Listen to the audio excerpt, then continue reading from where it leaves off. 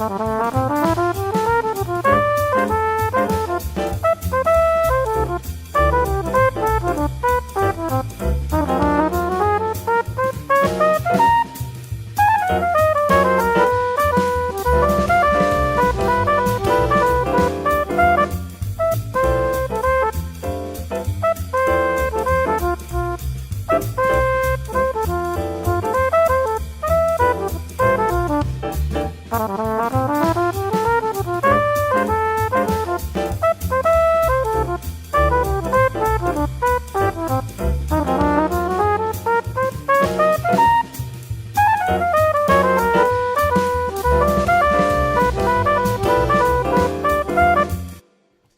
evening, everybody. Welcome to another episode of Sunday Night Live with me, Jonny Lipsham, here at jonnylipshamstudios.co.uk in the southeast corner of Scotland, capital of the world, capital of the UK, capital of everything, really.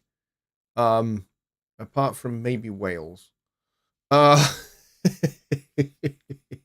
hope everybody is doing well. And has had a great weekend so far. Billy Morgan is at a funeral. Funerals are definitely no fun. So, Billy, we are standing with you in solidarity at your funeral. I hope everything goes well there. I've been to a few. Certainly in the last 10 years, I've been to a few. And yeah, they're definitely no fun. I'm just checking over in OBS to make sure that we are streaming, which we are. Okay, yeah, because for a minute YouTube said no data, which it likes to do from time to time. I don't know why it does it, but it does it. I don't know why. Anyways, yes, welcome everybody. We've got 16 people here. We've got 14 likes already, so you guys have been smacking that like button. Thank you very much. I appreciate it a lot. Neil says, how far away is York? York is a decent drive, probably about a 2.5, maybe 3 hour drive, something like that. You can get the train actually from Edinburgh to York, which I think takes about an 1.5 maybe, something like that. But York is in England. I don't have a problem with England really at all. I grew up in England, so but yeah, I'm from Scotland, but I grew up in England. So, but yes, York is a nice city, actually, as it goes. I've been there many times. I've played cricket there. So I'm pretty familiar with York. It's actually a pretty ancient city, dates back to the Roman period. And actually, there was a settlement there before the Romans arrived. So, yeah, it's a nice town. So if you've never been to England and you would like to go to England, one of the places I would recommend you go visit in England is York, because it is one of the oldest cities in Britain. I would also recommend you go and visit Chester, which is another Roman town. I would also recommend you go and visit Bath, which is also another Roman town. The unique thing about Bath is it has beautifully preserved Roman baths, hence the name of the town, really. And they are definitely well worth checking out. At one point, you used to still be able to swim in the actual Roman baths, but you can't anymore.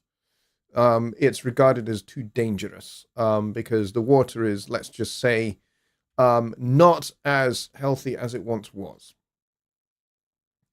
Let's see. Charles Telleran is here. Welcome, Charles, because I think you are new to my channel. Welcome.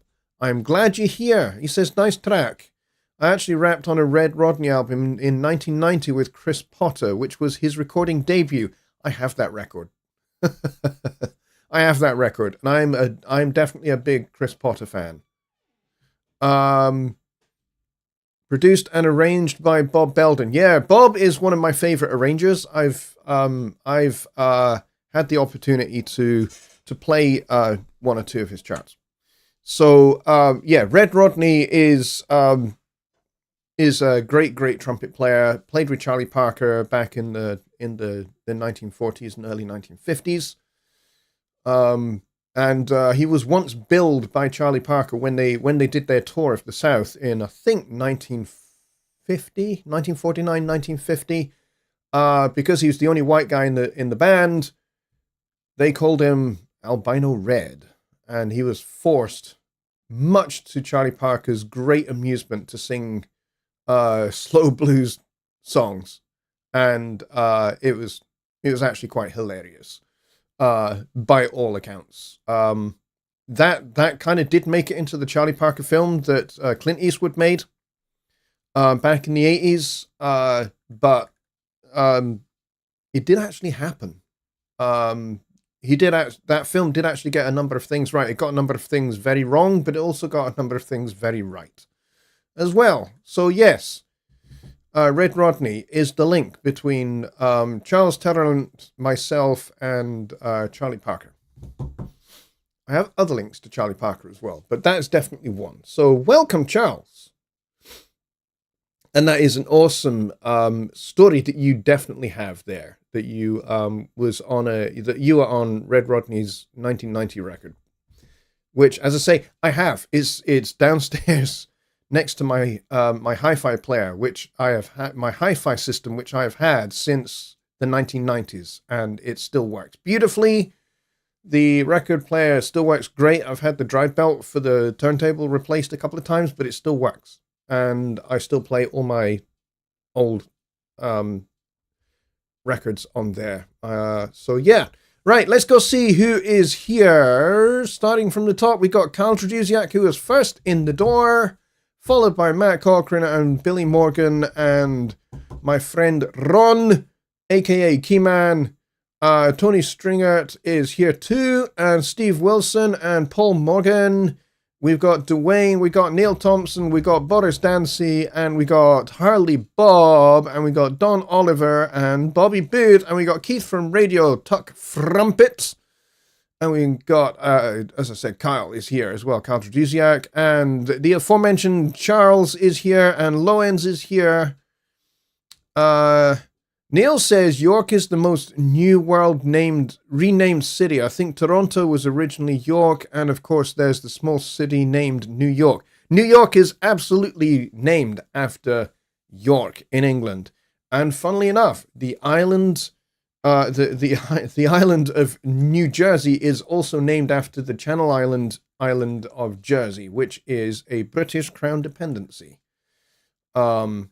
They have their own government, but the King Charles is the head of state of the Channel Islands, and Jersey is basically the larger of the islands and is regarded as kind of like the main island of the islands, although folks from Guernsey will dispute that, and understandably so. And we got Dave here from Aurora's Boring Alice as well. And who else do we have? Charles says he's blown away that I actually have that record. Yeah, I do. It is actually one of two Red Rodney records that I have, or recordings. I've got one. I've forgotten the name of the record. I'd have to go downstairs and go look. Which is a recording that Red did with Bird. I've forgotten the name of that record. And I've got, so that's like record number one of Red Rodney, and then record number two is the 1991 with Chris Potter on it. And Chris, I think, was only like 16 or something like that on that record. He might have been a little older than that. I don't recall. But yeah, he was very young when he made that record with Red Rodney, and you know, when you hear Chris Potter play, you on that record you go, wow, this kid has a ton of talent, and you know, he is prodigious. And if you compare that recording with the YouTube video of him playing with Snarky Puppy, where he was invited to sit in with the band, and they played Lingus, and he played what would have been the famous keyboard solo, and he played it on tenor sax, and it's just epic. But anyway, this show is not a songwriting show or a jazz show in that sense, other than it does feature my own intro music, which that's mine. I wrote that. It still doesn't have a title. So maybe somebody would be so kind as to suggest a good title for that tune. I have an older theme tune that I used to use called Flip Flops, which is a little bit more kind of bebop orientated, whereas that one's the one that you just heard this evening is a little bit more kind of, Miles Davis kind of blue kind of inspired. So yeah, if anyone can come up with a title for that would be great. But tonight's is Studio One. So if you have Studio One questions to do with recording, mixing, mastering, and using Studio One in that context, then let's get those in the chat. We already have a couple of questions. So if you'd like to ask a question, you need to be subscribed. So please hit that subscribe button first.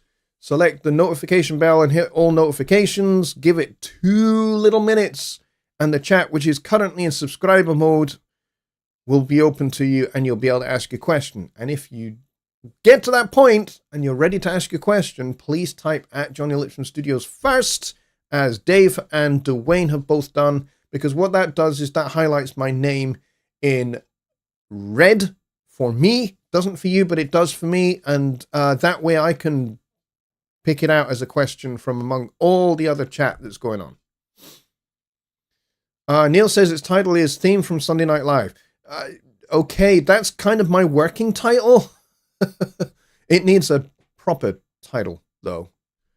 So yeah, if somebody could, come up with a title, that would be great. I can play it again in a little while, or at least, like the first chorus we could play, and you could kind of suggest that. Okay, let's see. Dave says, I'm still good at vocals. Good for you. Not so hot at piano these days. Can you recommend an app to take my vocals to a VST that can recognize inflections, slurs, etc.?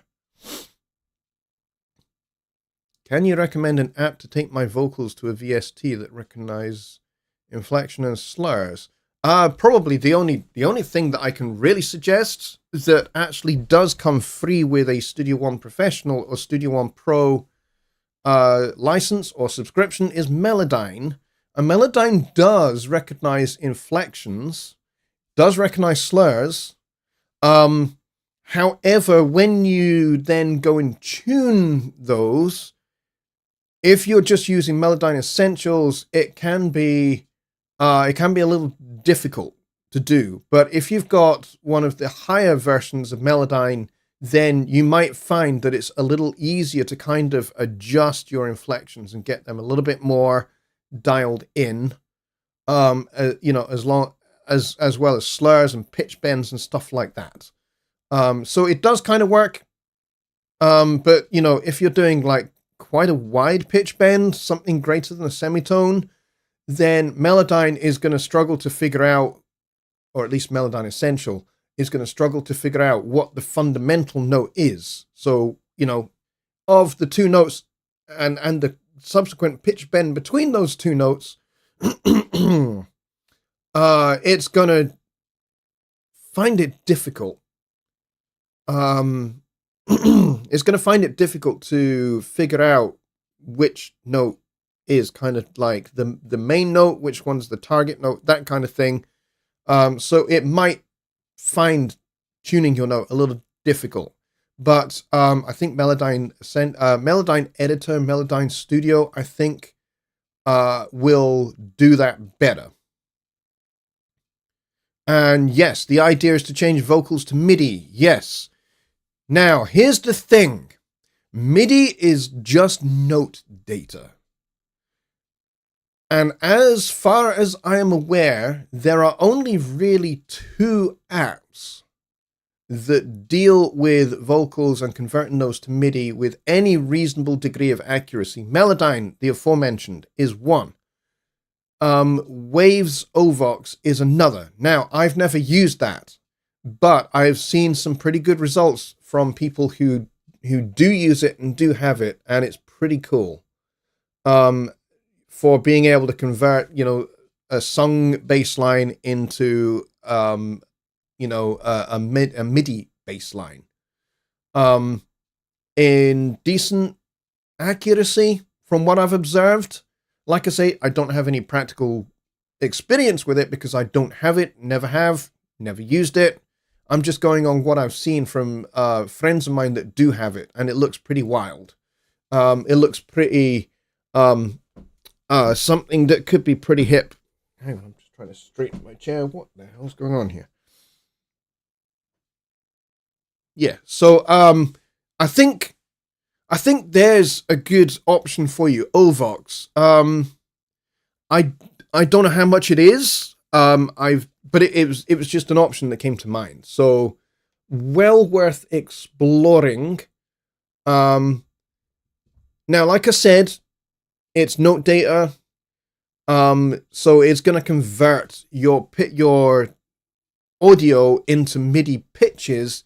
I don't know whether it will do things like pitch bends. I don't know whether it will listen to your vocal and go, aha, he's doing a pitch bend here.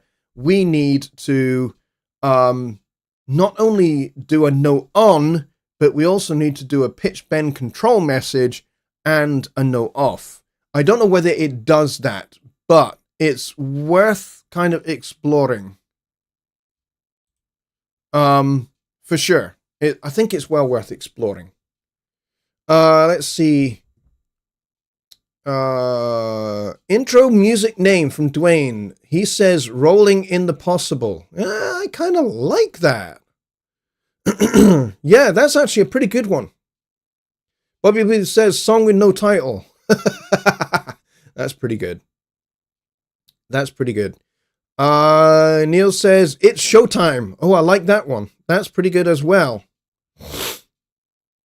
And if you include it in a full album, it should be track number 1. Yeah, I think maybe it should. I think it needs to be a little bit longer.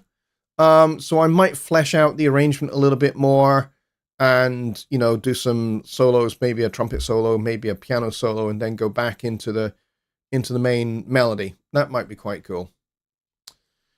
Let's see. Dwayne has a question. Yeah, Dwayne says, I've somehow caused a message in my scenes area, mismatched channels. What have I done? You know what? I have absolutely no idea what you've done. I'll be really honest. I assume you're talking about mixer scenes in Studio One rather than on the mixer itself. A little bit more detail might help me figure that out. I haven't actually used the scenes in Studio One as of yet, and it's been out for a few years. I've just never found a reason to actually use it. I can see the value of it. I can certainly see the value of it because you can do a mix and then you can save that mix as a scene, and then you can kind of you can continue the song, and then you can continue mixing the song and do some further developments, and then save that as a scene, and then you could pretty much go between the two scenes, recall the two scenes, and compare and contrast, and use them as staging points to see how far you've gone in your mix, and whether maybe, hey, when I get to scene 2, maybe I've actually done too much compared to where I started with scene 1. I know some people actually, as soon as they start and they do their static mix with just, levels, and panning, and that's it. That's all they do. And then they save that and they call that mix scene 1, the very beginning, or something like that. And then, maybe an hour into the mix, they save another scene and they call that the first hour. And then they maybe make a scene every hour through the whole mix until they've got to their final mix, and then they save that as the final scene. And so they may have, 5, 6, or 7 scenes, and then they can go back and they can compare and contrast and see where they've got to. That's probably the most valuable thing of mixer scenes in Studio One. So Dwayne, what you're talking about is that you've somehow got mismatched channels. I have never seen that error message. Now, this is obviously something that I tested when we were beta testing this particular feature before it launched, but I never have actually really used it in a real world application. So I'm not quite sure how you've managed to get that, to be honest. But yeah, there's some good suggestions here for a title for the song, for the intro music. I like it. I'm gonna scroll down.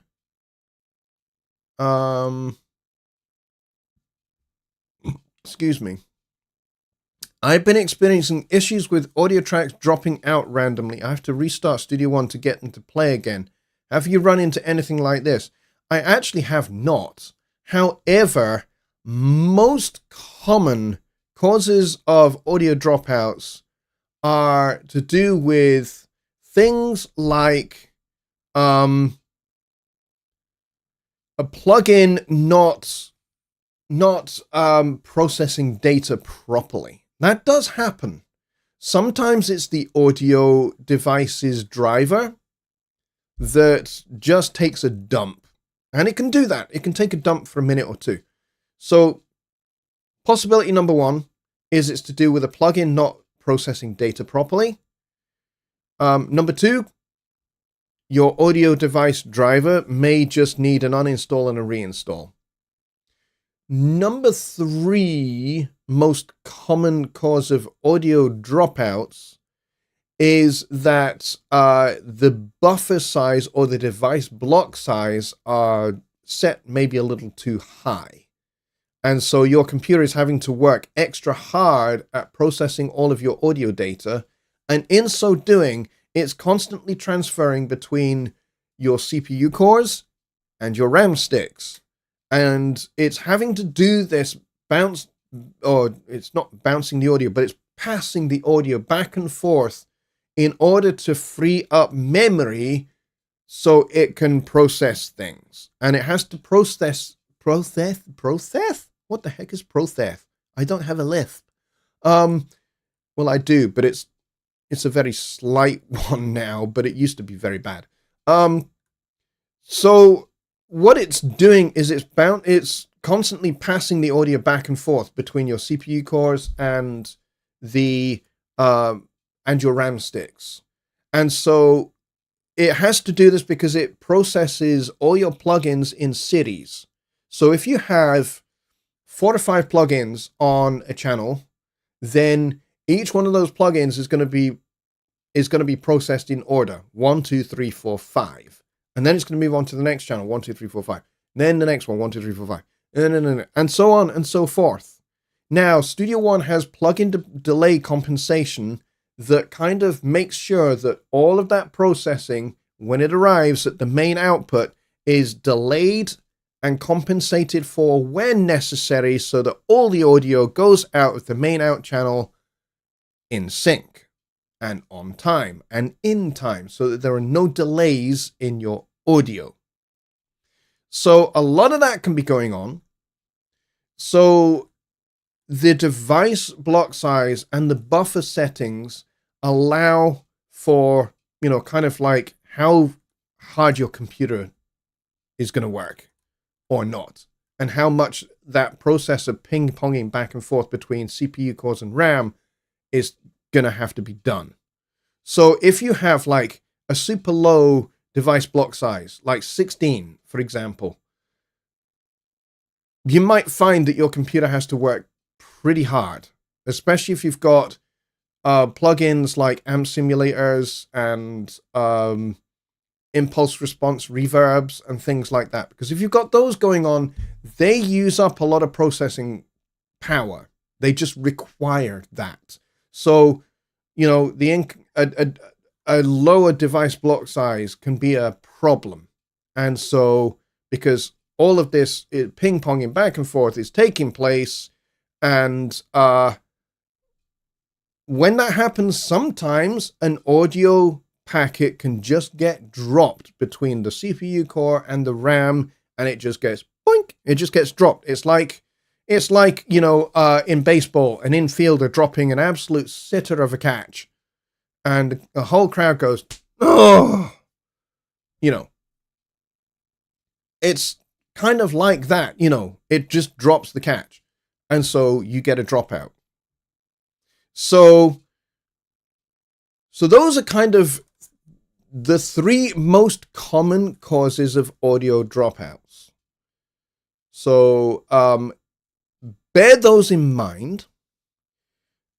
And then I'm going to come onto most common cause number 4. And so this common cause number 4 doesn't have to do with the plugins, doesn't have to do with the device block size and buffer settings, or the dropout protection settings, or any of that stuff. Possibility number 4 is a little bit harder to pin down. So this can be to do with the amount of data that is being dumped into the song's cache. Every song, when you start a new song in Studio One, it has a cache. And you can basically, Studio One will constantly dump stuff into cache. Why? Because if it's cached data, it's easier to retrieve. Now, there's a couple of really, really useful settings in Studio One that can help you out big time. And I'm going to show you these. If I can find them. Audio setup. And let's go over to screen here. So if I go into Studio One options on a Mac, it's preferences. And then if I go into audio setup and processing, notice I have the dropout protection turned off. On my machine, I don't need it because my CPU is ludicrously fast and has plenty of CPU cores, and I have 16 gigs of RAM, which, by the way, 16 gigs is not a lot. But what I do is I regularly, if I'm working with MIDI, I regularly just bounce stuff to audio. And you can see that here in this song here. You see this little dot over the little squiggly line here. If I hover my mouse over it, it's not going to tell us now because this dialog box is open, but it will say transformed track, which is, by the way, it's a new feature in Studio One 7. So the flugelhorn and the bass have both been transformed to audio. And so those instruments are unloaded. They're not on the CPU. They're not on the RAM.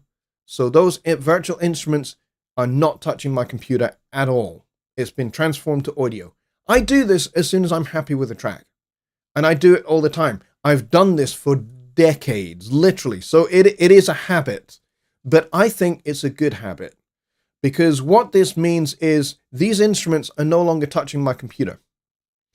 I've already decided that what is on the track is great as it is. I don't want to change it. I don't need to change it. I have committed to it. So the bass part, the flugelhorn part, these are all exactly as I want them. I don't need the instrument loaded in anymore. I don't need the MIDI data because I'm not using it. I'm not going to change it. So why do I need it there? So unload the instrument. So that's what I do. I transform to audio. So even if I'm doing an orchestral arrangement, and I do orchestral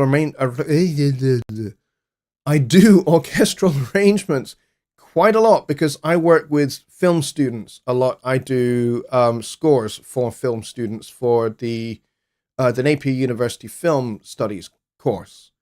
So I do music for their shorts, not for the shorts that they wear, but for their short films. They're 90-second submissions, and they're 5-minute and 15-minute submissions as well. So it's a lot of work, and I use a lot of orchestral libraries to make their music, and as soon as I'm happy with each track or channel, boom, it goes straight to audio.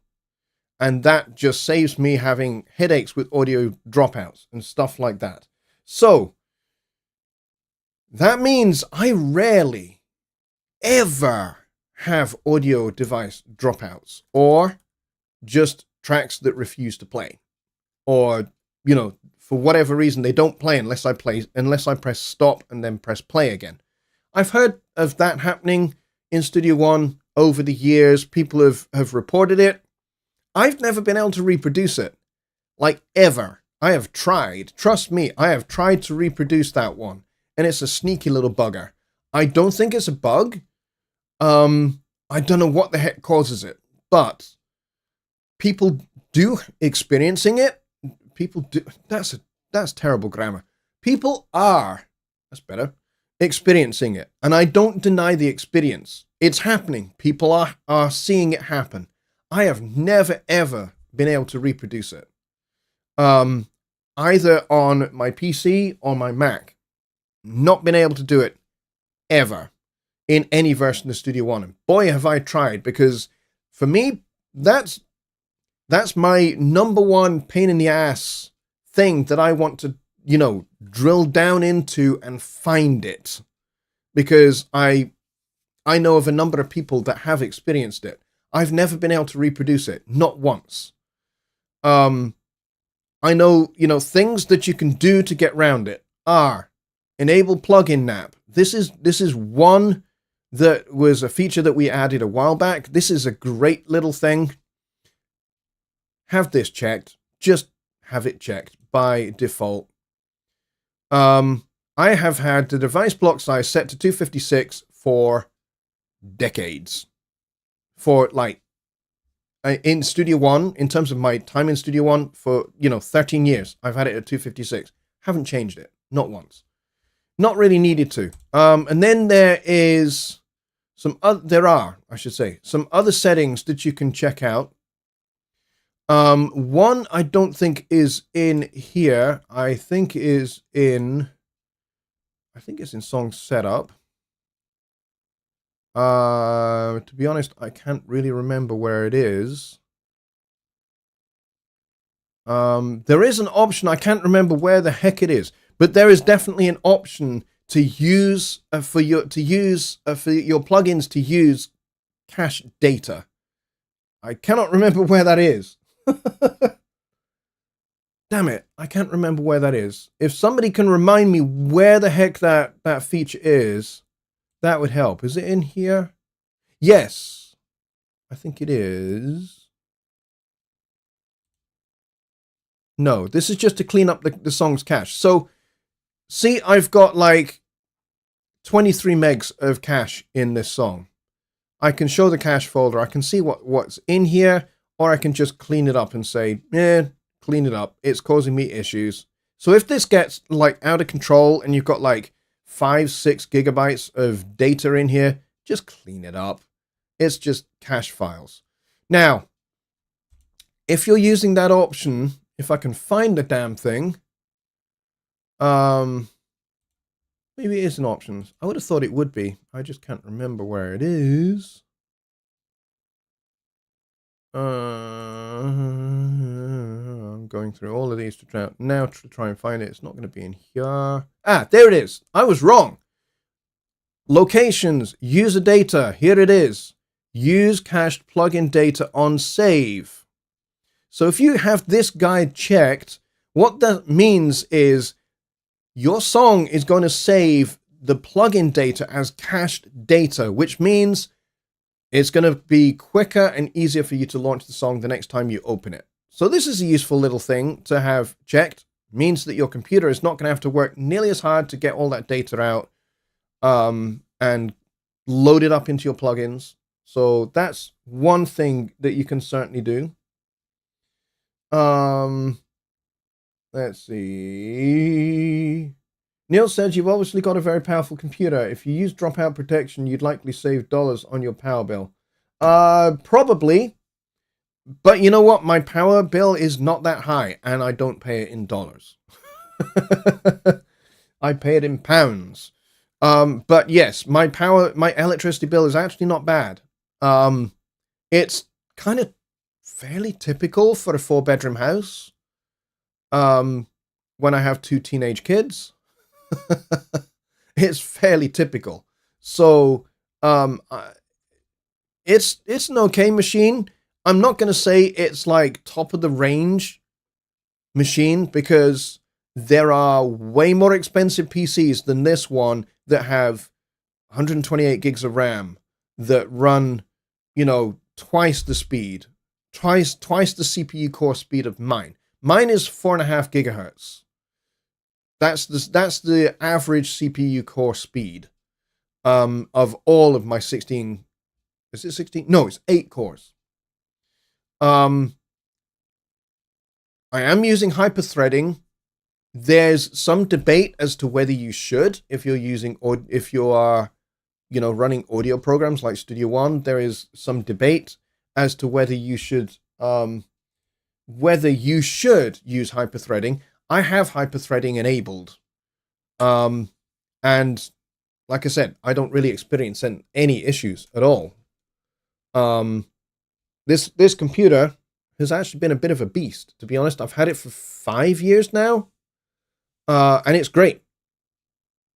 It's a great little machine, and it wasn't actually terribly expensive. I think I only paid £1,300 for it, so £1,300, which is probably going to be about $1,500-$1,600, roundabout there-ish.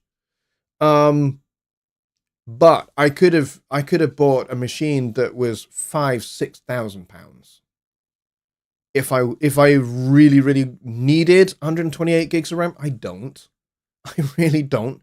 If I was doing film scores for, blockbuster A-list movies, yeah, I would get that kind of machine with 128 gigs of RAM. I would, with like 32 cores, 32 CPU cores, all hyper-threaded, all running at 5-6 gigahertz. I would definitely have that kind of machine. I'm not, my orchestral scores, I think they max out at like 150 tracks. And, some of that is Contact, although not really. I don't really use Contact very much. I mostly use things like, in fact, I'll show you the instruments that I mostly use. The instruments I mostly use are Cinematic Lights, Deep Flight 1, Lead Architect, bit of Mai Tai, Presence, and some Sample 1. Those are the things that I use for doing film scores. And I use, like I said, I use Presence as well, because I use the PreSonus orchestra as well, the PreSonus Symphony Orchestra. And there are some FabFilter instruments as well here that I use. Like I use the FabFilter 1 and the Twin. Because, if I want some, weird synth sounds for something, then that's going to be the option. I don't use the CV instrument because I don't have external hardware synthesizers. So yeah. So those are kind of the most likely things that you're going to have to dive into. This is me. That's, by the way, a really good channel name. I like that. So those are the things to kind of look for when you're kind of trying to root out what an issue with audio dropouts is to do with.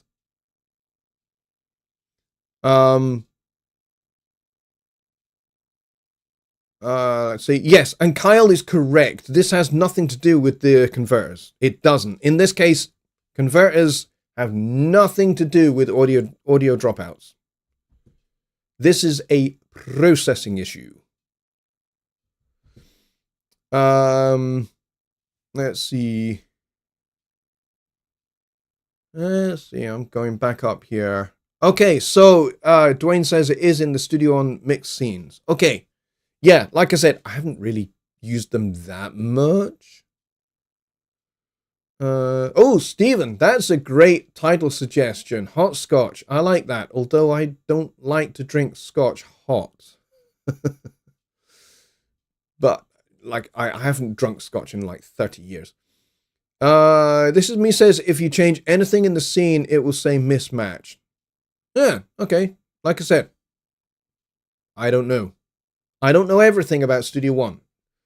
I know a lot about Studio One because I work for Presonus, and I work with the developers pretty much every single day, talking Studio One, and I can't go into detail with any of what I do because I would lose my job if I did. But to say, I know a lot about Studio One. I've been using it for 12 years.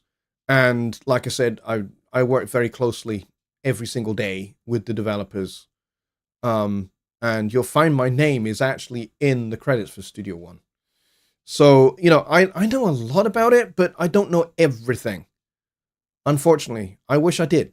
I really wish I did. I do know people that do know literally everything. Like Matthias Yuan, who is basically the brainchild of Studio One.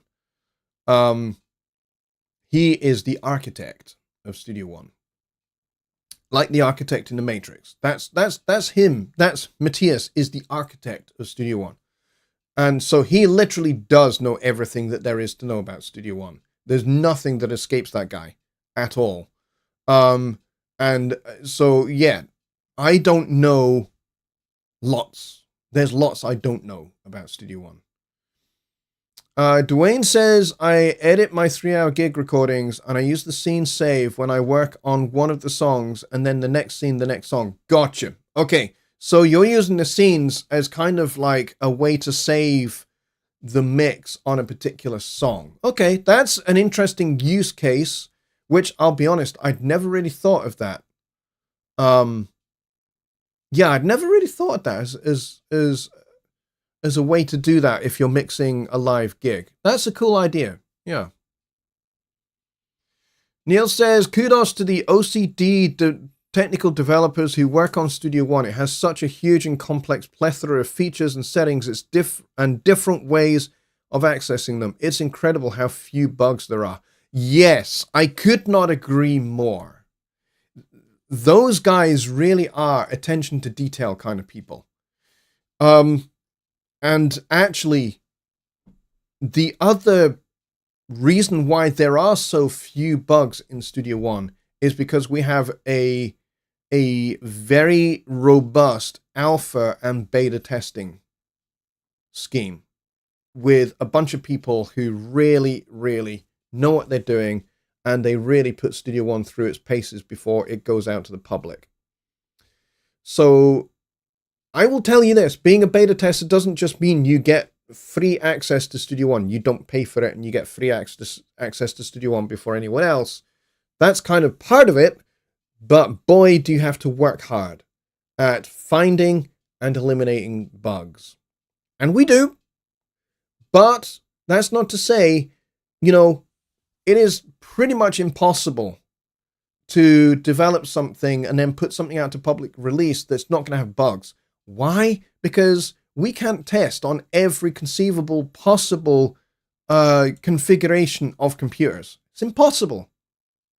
If there was just one type of computer that was built in-house by the developer of that computer, therefore they built all the components and everything that goes inside the computer, and that was the only thing, that was the only computer that there is ever made by that manufacturer, with all components made by that manufacturer, and we only therefore tested on one machine,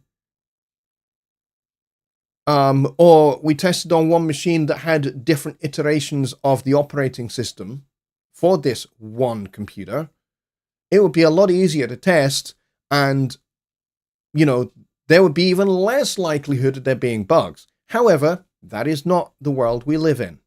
The world we live in is we have Macs, we have PCs. Macs are a little bit like what I've just described because everything is built in-house. but we still get bugs on Macs. Because not everybody is using the exact same operating system. Not everybody is using their Mac in the same way that everybody else is. There are some people that have really customized their Macs. Same with PCs. PCs, lot more components that are made by a lot more different manufacturers. And so, and especially the computers that are built by consumers.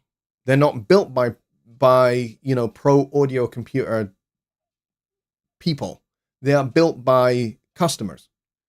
So, a lot more things can go wrong. A lot more bugs can crop up because there are a lot more variables. And so we can't test every conceivable, possible variable of setup and configuration of computers. It's impossible. So therefore, there are bugs. Cool thing is, you guys report bugs to technical support. Technical support will see if they can reproduce the bug. If they can reproduce it, they pass it on to the QA team. The QA team go, yes, we can reproduce that. They pass that over to a developer. Developer goes, I know exactly where this is. They go, they fix that code. That gets put into the backlog, ready to go out on a new update. And that's kind of how it works. Sometimes it's not as easy as that. Sometimes, like I said, there are certain things that have been around for a long time that we've never been able to nail down. And, the QA guys can't nail it down. And so the developers can't nail it down either. And so, there are a few persistent things that people do experience that we can't seem to nail down. Or they are extremely elusive. That happens. Talk to guys that work in Pro Tools. Talk to guys that work in Cubase. And I'm not talking about people that use the DAW. I'm talking about people that work at Steinberg, work at Avid, or work at Apple with Logic. Or, they work at Reaper. They will tell you pretty much the same story. And it's unfortunate. It's a shame. But it basically means there's no such thing as bug-free software. It is just what it is, unfortunately. Cleon says, Cleon, I didn't see you come in. Glad you're here, mate. Welcome. He says, I transform to audio all the time. What's the big difference between single precision 32 and double 64? The answer to that question is phenomenally complicated. Pretty much the 64-bit double precision means that everything just gets processed faster, more accurately. But the trade-off is it does require some more processing power, and it does mean your file sizes will be a bit bigger. But yeah, are you going to actually hear it with your ears? No, you're not going to hear the difference between 32 and 64. You're just not. But, yeah, it's just better. Isn't the rule of thumb to record at lower block size and mix a higher block size? That used to be the rule of thumb for a very long time. It really isn't anymore because audio interfaces have got faster, and computers have got faster. So it's not really an issue anymore. That certainly a few years back would have been, I would have said, yes, do that. Set it to a lower block size for recording because you'll get lower latency, and set it to a higher block size when you're mixing because you don't need the low latency anymore. However, Studio One has the dropout protection system, which means you can have a low device block size for recording, which means you get the benefit of the super low latency, but that only applies to tracks that are armed to record.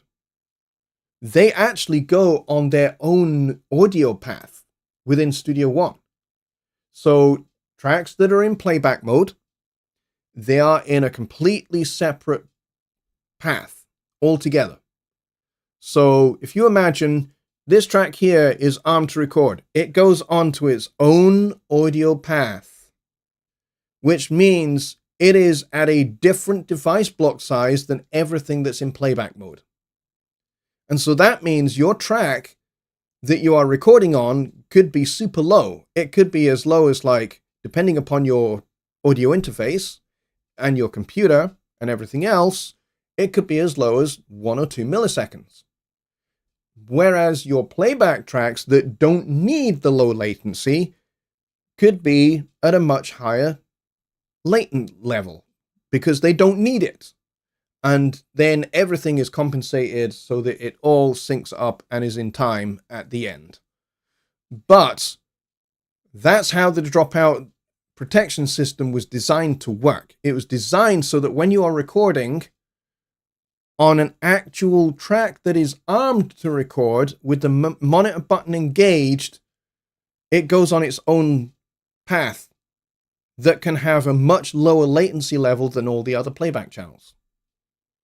So that's how that was designed. So what does that mean? That means that the days of having to set Studio One to a different device block size setting for when you're recording versus when you're mixing, those days are gone. So this was introduced in Studio One version 4 in 2018, and it's been refined and developed and improved over the years. So you don't need to do that anymore, and arguably haven't needed to do that really for probably the better part of 5 or 6 years. So that certainly used to be the rule of thumb, isn't really anymore. But that's a great point to make, though, and I'm not going to dismiss it. Neil says, dang, Kyle, that seriously, a first gen i7, that's got to be 15 years old. Yeah. And he's using a quad core 3.2 gigahertz with 12 gigs of RAM. And it's pretty close to 15 years old. Yep.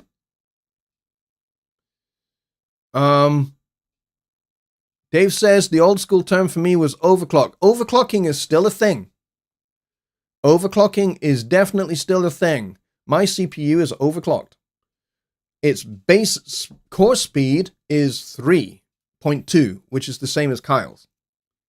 But it's a much more modern generation of CPU. So even 3.2 gigahertz, by comparison, my 3.2 would be faster than his because it's a more modern CPU. However, mine is an i9. And it's a much more modern CPU. It's got 8 cores. But you know, I have mine clocked to 4.5. It actually got is I think its average is 4.6, I think.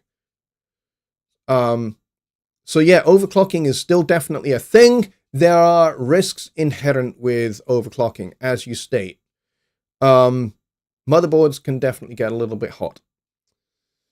Loen says, I make beats. I have a $50 Dell and a $25 iMac, both with 8 gigs of RAM, and they work for me. There you go. That you managed to get those that cheap is impressive. I'll tell you that.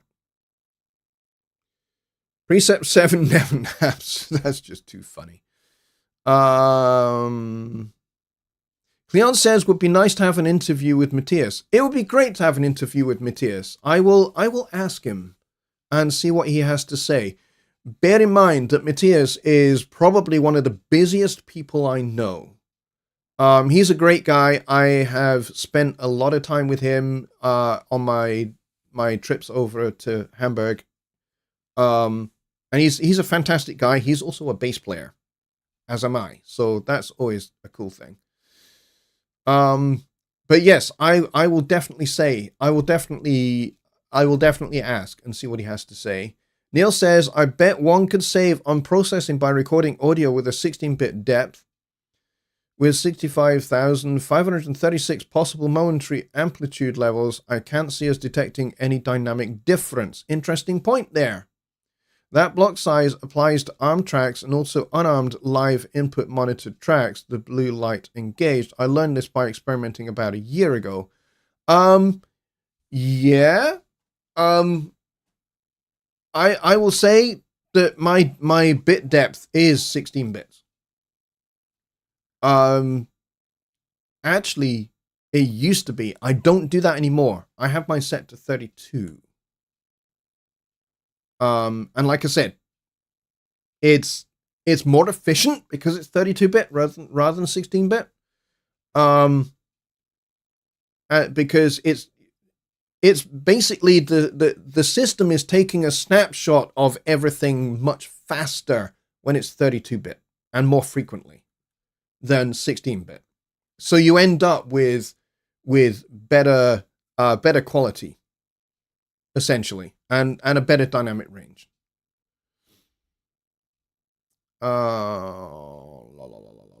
We are just about out of showtime. Wow, you guys have asked some very technical questions. And you've got me thinking very technically about processing and computers, which, by the way, is not my primary subject. My primary subject is not actually computer processing. This is just stuff that I have learned along the way. Dave says, I think an article from 2000 by Bob Katz would be a good read regarding bit depth. It might, but it's 25 years out of date. That's the problem. Yeah, that would probably be out of date now compared to where we are with modern computing in 2025. But yeah, Bob certainly knows his stuff when it comes to mastering and that kind of thing. I mean, that's why we have the K-system metering. The K-system metering is something that he developed. And we have that in Studio One. So anyway, like I said, we are at the end of the show. So thank you very much, everybody, for all of your great questions. They are fantastic. And with regards to audio dropouts, I recommend that I think you've done some of what I've suggested already. But yeah, you could certainly try uninstalling and reinstalling your audio device driver. That's a fairly standard thing to try to start with. Clear the cache out of the song. Set the plugin app into enabled, stuff like that. And see if you can find, is there a particular spot in your song where the dropout happens every single time? Because if there is, I can broadly guarantee, that it's going to be one or two things. It's either going to be bad data in an audio file somewhere, or it's going to be a plugin that needs an update. And you're going to have to do a little bit of a process of elimination for either of those scenarios. And you can basically loop the section where the dropout happens. Or, like, if it's a track that just refuses to play and it'll only play once you've, like, stopped and started again, that's probably a caching problem. And so that's where clearing your cache for your song is probably going to help you the most. All right, so as I said, we are out of time. We peaked at 26 people watching, but we have 29 likes, which is freaking fantastic. Thank you very much, everybody, for all of your great questions. Thank you for watching. Thank you for your comments. Thank you for the likes. I appreciate all of it. You guys are immeasurably wonderful. I love you very much, all of you. And thank you for the new subscribers. You guys are great. Please do stick around, because on Wednesday we will have Songwriting Simplified, which is all going to be focused on songwriting and arranging, composing, melody writing, harmony writing, writing for strings, writing for horns, choir, music theory, stuff like that. That all happens at the same time, 6 p.m. Central, on Wednesday. So if you've got questions all to do with that, then let's all come back here on this channel on Wednesday for Songwriting Simplified. If you've got like a particularly large question that's not going to fit in the, the 160 characters that you only get in the chat, then please do go to the web address at the bottom of the screen here, jonnylipshamstudios.co.uk, hit the contact us button, and you can send me an email that has your question in it if you want to ask a more complex question for either of the shows, for either Sunday Night Live or Songwriting Simplified. Just put the subject in the subject which show you're referring to. Okay, that would help me a lot. But as I said, you guys are awesome. I will see you. Kyle's put a link to a Discord. I think, is that my Discord? Is that my Discord channel? Yes, it is my Discord channel. There you go. So, but you're going to have to join if you want to come and be a part of my Discord channel. My Discord channel is not entirely an open channel.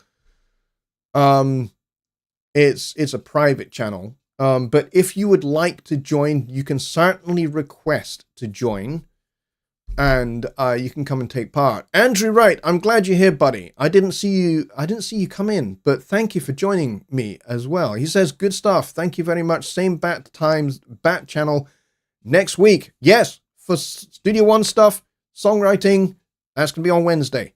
Folks, I will see you all then. You guys are legends. Good night. Got to find my end screen.